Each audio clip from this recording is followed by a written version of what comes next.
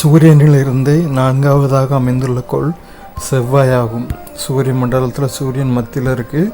முதல்ல புதன், அடுத்து வெள்ளி, அடுத்து பூமி, அதுக்கு அடுத்து செவ்வாய் நாலாவது அமைஞ்சிருக்கு. இதுவே சூரிய குடும்பத்தில் உள்ள இரண்டாவது சிறிய கோளாகும். இந்த பிளானட்ஸ் எல்லாத்தையும் கம்பேர் பண்ணால் சூரிய குடும்பத்திலே இரண்டாவது சிறிய கோள் செவ்வாய் தான். இதன் சிவந்த நிறத்தின் காரணமாக இது சிவப்பு கோள் என்று அழைக்கப்படுகிறது. செவ்வாய் நம்ம என்னென்னு சொல்கிறோம்னா சிவப்பு கோள்னு சொல்கிறோம்.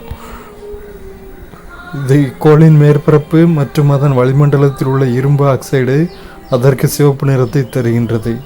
செவ்வாய்க்கோளை எதுக்கு சிவப்பு கோள்னு சொல்கிறோன்னா, செவ்வாய்க்கோளில் இருக்கிற இரும்பு ஆக்சைடு அதோட செந்நிறத்துக்கு காரணமாக இருக்குது. அதனால தான் செவ்வாய்க்கோளை சிவப்பு கோள் அப்படின்னு சொல்கிறோம்.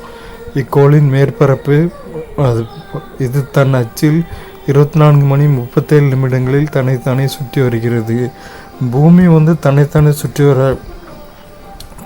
சுற்றி கொண்டு சூரியனையும் சுற்றி வருகிறது. பூமி தன்னைத்தானே சுற்றி வர எடுத்துக்கொள்ளும் காலம் 24 மணி.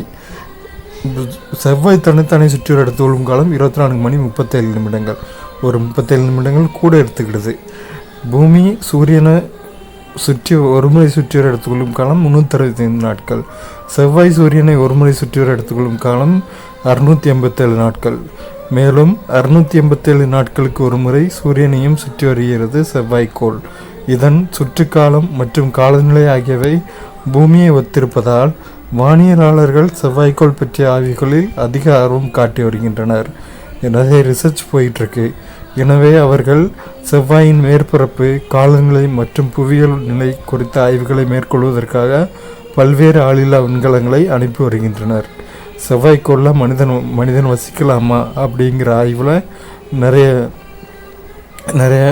நிறைய விண்வெளி ஆராய்ச்சியாளர்கள் ஈடுபட்டுக்கிட்டு இருக்காங்க.